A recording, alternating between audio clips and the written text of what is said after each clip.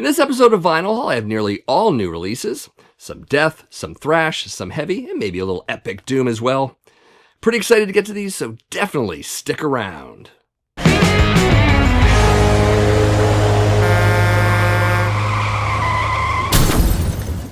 First off is the fourth studio album from Polish crossover thrash band Terrordome. This is Plagued with Violence, released in 2025 by Self-Made God Records. So the record starts with a mid-tempo introduction and shifts into faster, tighter riffing and double bass in the track Chasing the Dragon. Anthemic for sure, but maybe not the most impactful track on the album, as what follows is a bit stronger and well worth hanging out for. Definitely catching some Exodus-style riffing both here and in other places. Even in some of the solos, though, maybe you could toss in some classic Overkill for the solos that dip into a aggressive melodicism as well. Throughout, we get a full-on thrash attack with mostly fast tempos, crushing riffs, relentless drumming, and harsh vocals. And I say mostly fast because there are songs that introduce tempo changes, along with mid-tempo breaks and some slower passages. And both the Torture Continues and the title track come to mind. Regarding the former, I'm not really excited about the vocal change, bringing in a yelly Marilyn Manson type of sound to mind. To be fair, it's only in this song and only in parts, so pretty much an isolated incident. Also, not a fan of their use of movie dialogue samples. I mean, it's not excessive, but it isn't necessary either. Though they did use a Dr. Evil sample in the opening song, which was mildly amusing. But getting away from that, they're also pulling in a bit of crossover with the speed and aggression, not to mention the short and concise songs on this 34-minute album. Lyrics often follow suit as they're steeped in social issues and unpleasant life stuff, rather than the party thrash thing from musically similar bands like Municipal Waste and Gamma Bomb. So maybe a darker and even heavier record by comparison. Also digging the production here. It's clean enough to let the instruments cut through, but still raw enough to give it some serious aggression, providing some solid balance in that regard. Also interesting is that they include tracks in their native Polish language, along with related cultural elements. Definitely adds a flavor that we might not get from American and Western European bands. In fact, I don't think we would get it at all. Album ends with a powerful assault and the track Satanic Decree, ramping up the intensity while tossing in some punky flavor as well. Anyways, vinyl variant here is 1 LP, red with black splatter. It is limited to 100 copies. There's B-side there. Also, gatefold jacket. Lots of heads on pikes, with a lovely Nietzsche quote on the back. We also have, I believe, an insert. Yes, we do. Full lyrics on one side, credits and pick on the reverse. And also got a sticker from the record label here, Self-Made God Records. You should definitely check them out when you have the chance. Favorites on this one, definitely Beast, Sharp, Razor Cut, also Plagued with Violence, and a seemingly SOD-inspired Sorry for Being Late. And speaking of which, a music video is available for Sorry for Being Late. You can find that at the Terrordome YouTube channel. So while this record isn't exactly aiming to be groundbreaking, it shines by being tight, intense, and sincere. If you dig early thrash, think Sodom meets Exodus, mixed with some more modern sounds like Power Trip and again Municipal Waste, but lyrically more serious and with an increase in intensity, you'll likely dig this one. Anyways, check this one out. Worth it for sure. Next is the debut studio album from American heavy metal band Pounder. This is Uncivilized, released in 2019 by Hell's Headbangers. So in case you're not familiar with them, Pounder is a side band for Exhumed frontman Matt Harvey and ex-Spirited Drift guitarist Tom Draper. There's a bit going on here, including elements and influences from traditional heavy metal and Nawabum, with nods to 80s speed metal, some hard rock dynamics, and the occasional dip into thrash. Album opens strongly with the track Fuck Off and Die, which really sets the tone for what's to come, with a lot of energy, fast drumming, and a catchy chorus. In the tracks that follow, there's a nice variety of heavy and melodic, with some real hookiness in both the songwriting and the riffs. Jumping from the aggression of Red Hot Leather to the power ballad Long Time No Love, to the more classic metal of The Mists of Time. Even the closing track, The Evil One, emphasizes another shift in dynamics, with high energy guitars and more shout to the vocals. And since I already mentioned it, we should probably discuss that power ballad, since Long Time No Love is often a point of contention with some listeners.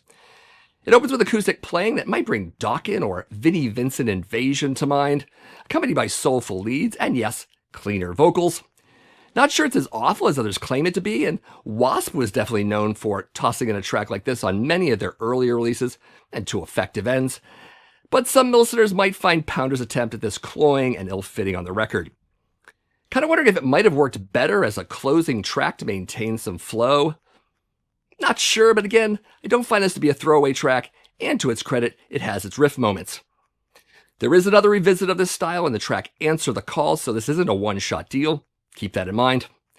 Oh, and as an aside, I did catch the Sean Harris-inspired vocal dips in the chorus to We Want the Night. Nice little tribute there. We should also talk about Matt Harvey's vocals because, while serviceable, they aren't as strong as they need to be for this type of trad metal. And The Mists of Time is a very conspicuous example of this. Some strength is added in the tracks with layering in the choruses, but when his voice is isolated, you can definitely hear the strain. It does fall back into the mix a little bit too, implying a lack of confidence. The rasp in his voice does fare better than his attempts at cleaner tones, so there's that. It's also fair to say that his voice noticeably improves on future albums like Breaking the World and Thunder Forged, but it's not exactly awful here either.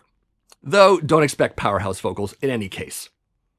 On a brighter note, the speed riffing here is excellent trad metal shred, bringing early Maiden influences in at times, and Red Hot Leather is definitely one track in which you'll really hear it. Anyways, vinyl variant here is 1 LP, blue and white, is limited to 500 copies. First, so got an insert with credits and all of that, and lyrics on the back. Also get a poster of the album art. There you go. Very nice. Favorite tracks? Uncivilized, definitely. Also Red Hot Leather and We Want the Night. So despite the lack of vocal strength, this is a decent record with catchy songwriting, killer riffs, and some variety throughout. Maybe not as fully realized as their future albums, but still quite listenable. In fact, if you're just looking into this band, I might recommend Breaking the World first, then look into the other material after. If you're a fan of bands like Haunt, and more especially Night Demon, you might also be interested in this record. Next up is the third studio album from American blackened heavy metal band Nite. This is Cult of the Serpent Sun, released in 2025 by Season of Mist. This album opens with a crushing groove in the title track, reminding us of the more aggressive energy of this band's previous work. Likewise with the traditional heavy metal guitar harmonies, mixed with a darker and blackened side. Vocals also remain in that familiar harsh rasp, which adds to the vibe, but not always with clarity or variety. As we progress through the record, we get high energy tracks with some atmosphere in the middle, and then a ramp up towards the dramatic close, so some definite flow here. Also, we've got riffs, leads, and harmonies that are equal parts catchy and heavy, and both Skull and Crow Fear the Night definitely come to mind. We do have some variety here as well, but without watering down the band's core sound, with darker and more pensive tracks like The Mystic and Tarmut, providing some room between the anthemic stuff. Also injecting some variety of the solos, which are hugely emotive and without leaning into shred. The tone has a raw edge to it, along with some reverb and fuzz, not to mention the cool harmonic bends and wails within this sound. Occasionally skittering into Iron Maiden and even Judas Priest territory, but maybe throwing a pinch of Tribulation as well. Granted, there are some classic metal templates being used here, but that feels more about building off of familiar structures than succumbing to over-reliance. Overall, this record is more refined, more confident, and more adept at putting across their ideas into more memorable songs. But to be fair, it would benefit them in future releases to maybe double down on that memorability, as we still get slight moments of repetition. Granted, some like that aspect of Nite, and others don't, so keep that in mind. Anyways, vinyl variant on this one is 1 LP red. It is limited to 200 copies. Yeah. Also, gatefold jacket, picture of the band, lyrics, credits, all of that. Favorite tracks, definitely Crow, Fear the Night, awesome song. Also The Last Blade and Tarmut. Also, a music video is out for Crow Fear the Night. You can check that out at the Nite YouTube channel. So there's a clear uptick in growth and refinement on this record from the last two albums, but also without any significant compromise. A lot of hooky bits and raw emotion here that elevate the tracks enough where I'm really starting to favor this album over the previous ones, which are already pretty great. It's also an example of how some bands in the black and heavy, black and thrash, black and speed realm are actually working to differentiate themselves from the pack. And I'm thinking Hellripper as another really good example. Very glad to hear it from this band as well, so needless to say, you should look into this one. Next is the debut studio album from American death metal band Eternal. This is Cryptic Lust, released in 2024 by Carbonized Records. So we kick things off with the intro track Doorway to Tribulation, which sets a haunting atmosphere with creepy organs, prepping the listener for the intensity to come. Within a minute, it switches over to Hammer of Eternal Torment with its aggressive riffs and pounding drums, effective and straightforward in its approach. We're also getting a mix of influences throughout this record, including those of old-school death metal from the US and Europe, but notably America. The production even sounds old school with a strong smack of Morris sound throughout. I mean, there's absolutely nothing modern about this mix whatsoever. Vocals are guttural, raw, and cavernous with occasional mid-range snarls and rasps, hovering somewhere between classic death and obituary. They're also balanced with the other instruments and never really overlap the latter all that much. They really do keep things dark and almost gothic most of the time. Speaking of which, there is an undeniably gothic horror atmosphere all over this record, even dipping into doomier terrain on occasion, musically reminding me of the slower moments of early Paradise Lost, but with different vocals. Also, throw in some Morbid Angel note bends and some outright Morbid Angel worship as evidence on a track such as Spectral Immolation.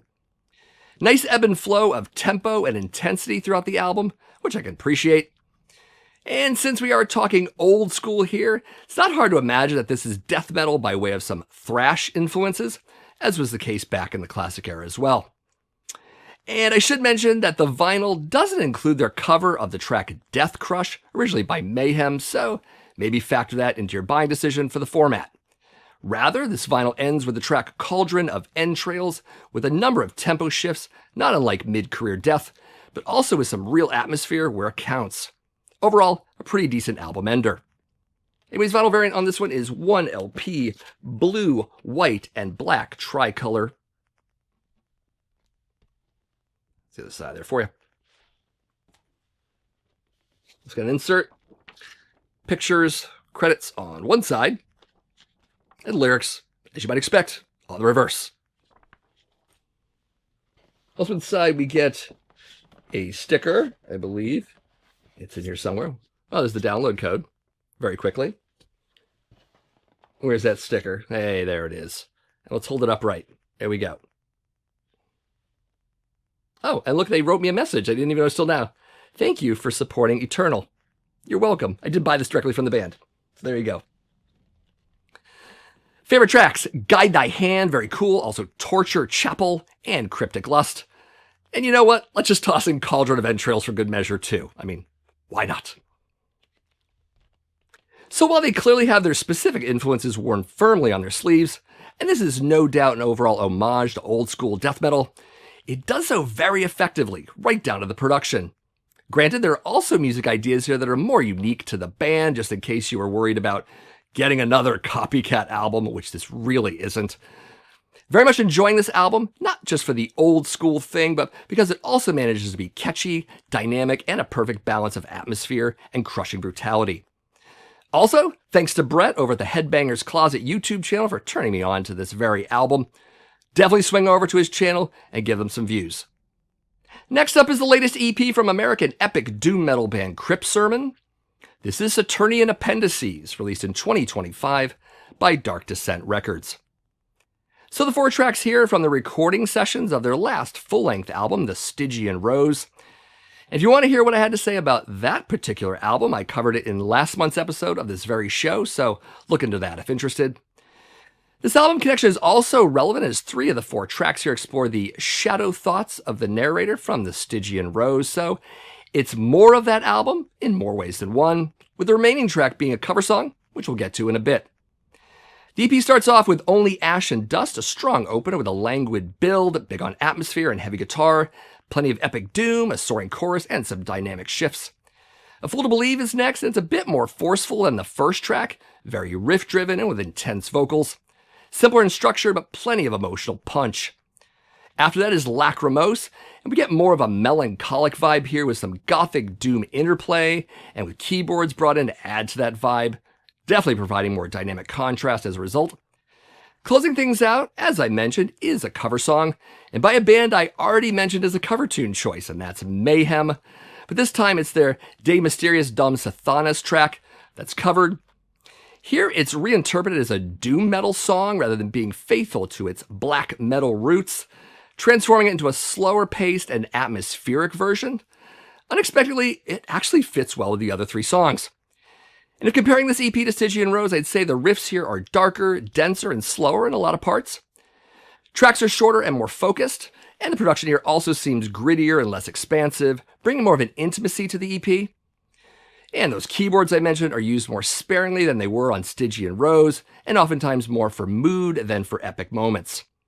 Also really digging Brooks is exploring more of his low range here in tracks, notably in Lachrymose, but also in A Fool to Believe.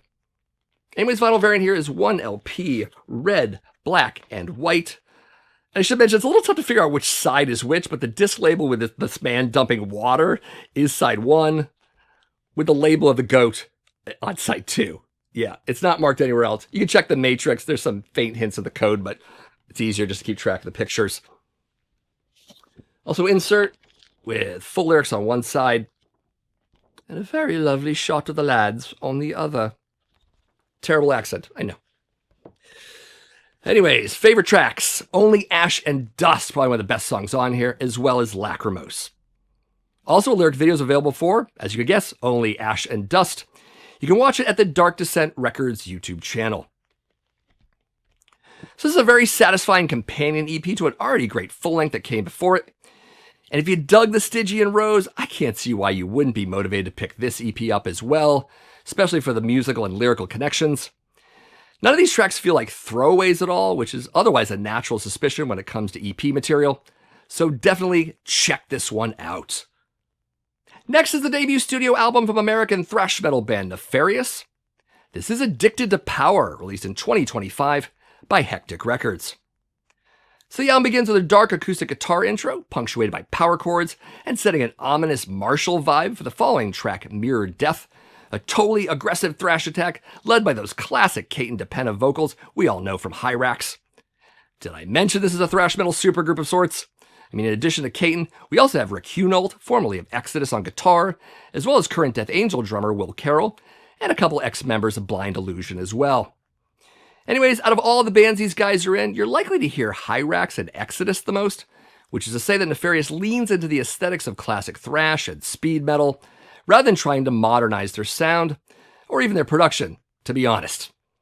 Since we have a great deal of classic thrash happening here, you could also surmise that the lyrical themes, such as power, corruption, and societal ills, are the expected and standard fare for the genre here. Really loving the versatility in Caton's voice, as he is known for, from aggressive shouts to all-out power wails. And maybe it's because Will is here, but I'm getting more modern Death Angel in my head at times too. That can only be a good thing. I'm also reminded how much I miss that missing half of the H-Team in Exodus, as Hunold has certainly not lost his edge with the riffs and the solos over the years. Overall, riffs are sharp, precise, and certainly almost nostalgic in tone, but without becoming entirely derivative. Even when they stick with a riff for a bit, Caton pulls up the rear and just cuts through the air with his aggression and power. Of course, he's also bringing over some of that crossover flavor from Hyrax, but possibly from other places too, because I'm definitely catching an almost Dead Kennedys vibe in the chorus of One Nation Enslaved, which is kind of interesting. But for the most part, there's a whole lot of classic thrash underneath. Also digging the heavy but melodic midsection of Day After, which adds to the variety. And there are some change-ups throughout, and not simply just a collection of one-speed thrash tunes. Also keep in mind that the digital version of this album has 2 additional songs, namely Together We Rise and Snarler, just in case some of you are wondering where they were. They're just not on the vinyl. Anyways, vinyl variant on this one is 1 LP, Classic Black. There you are. And there you are. They are also numbered. Mine is number 75 of 500. You can find it right there. Very cool. Favorite tracks here are definitely Addicted to Power, Master Plan, and One Nation Enslaved. And speaking of the three, there are music videos out for Addicted to Power, Master Plan, and One Nation Enslaved. Funny how that lines up. Anyways, find those at the Nefarious YouTube channel. Also, I should show you there are some things inside. I almost forgot. Here's our inner sleeve with the requisite thrash metal band collage. Gotta have it. As well as credits and lyrics on the reverse. And I believe there's some other stuff in here. There is.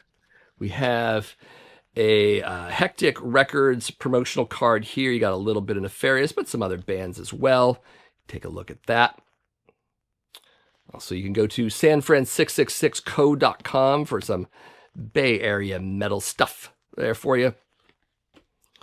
Also have some stickers. We got, again, for that website. There's a promotional sticker. Also have a sticker to this. How about that? There you go. Someone will tell me what that is. It'll be great. And another sticker for Hectic Records, Bleeding Priest Records as well. sanfran666co.com. Did I say it enough? There you go. So definitely this is an excellent joining of musicians from bands that meld well together. Not to mention that you can hear the fun they're having in recording these tracks. It's quite obvious. A lot of sincerity here if there's something that you're looking for, especially for supergroups. And I don't always like supergroups. My ears are pleased with what's transpired of this almost 34-minute record, and I would be well motivated to hear what comes next from them. Unlike other albums of this ilk, this isn't simply banking on the popularity of known musicians, but it's actually music worth revisiting. Cool album. In fact, there's the cover for you. Next is the fourth studio album from American death metal band Angerot. This is Seaphon, released in 2025 by Redefining Darkness Records. So this was originally supposed to be an EP, but I guess everyone involved was so excited about the music they were making, they ended up writing more material, and so here's a full-length album. Speaking of participants, this record is rather unique in that each song has a different guest drummer on it, in part because the band didn't have a current permanent drummer after the departure of Matt Johnson, so they just basically turned this into a collaboration record.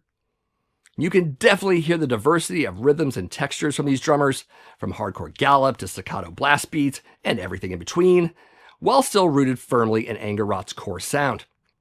Anyways, the album opens with Rapture of All That Is, a track that alternates between blackened tremolo riffs and groove-laden death chugs, balancing aggression with atmosphere quite effectively. Some of the tempo shifts on the record might seem a little abrupt for some, especially those not expecting or maybe even wanting the odd end progressive element. You can check out A Pact Made in Flesh and Wine for some of that. Ultimately, I'm not bothered by it at all. Also, it might be fair to state that this album further embraces a more blackened death metal sound, reminiscent of mid-era Behemoth, with touches of classic Morbid Angel as well. I mean, you still get some of that HM2 guitar tone from albums past, but I just wouldn't expect as much entombed worship as you might have gotten with older releases. Overall, the riffs are crushing and punishing with some cool harmonic layering. Also, CR's roaring bellows and growls are powerful and complementary to what's going on musically. The album closes with the track With No Eyes I See, ending on a brutal note with some crushing mid-pace riffing, alternating with occasional bursts of intensity. Anyways, vinyl variant on this one is 1LP Classic Black. All right. And there you go. Interesting thing, though, the volume on this is a little low. I don't know why. I mean, I had to turn it up a touch.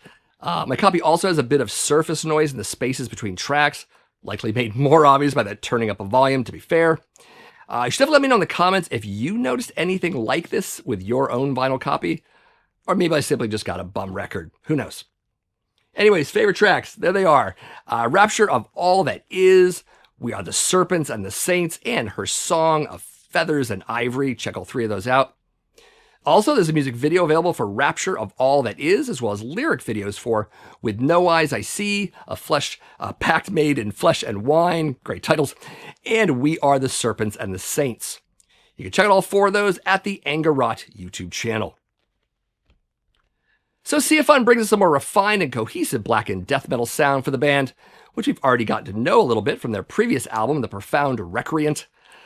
I'd probably say that if you dig that album, you'd likely enjoy this one as well. While older fans might not gravitate to some of the experimentation of more recent note in general, but definitely give this one a shot. So as I promised, I picked up almost all new releases this month and the last. Overall, pretty pleased with my buys, but what do you think about the albums I covered this month? Maybe you have other favorites from these bands? You should let me know that. Also, maybe you just want to chat about new stuff you're spinning these days? That's pretty cool too. Leave all that and anything else that comes to mind in the comments below. Of course, if you're brand new to my channel, my name is Matt. This is the Accusation Network, where each and every week I do videos on metal vinyl collecting, but also classic and modern metal in general. If you like the sound of that and you have yet to subscribe to my channel, please do so. Also, maybe give this video a like, and then check out my other videos, share them out, all that fun stuff with your friends on social media. Anyways, thank you for watching, and I'll see you in the next video.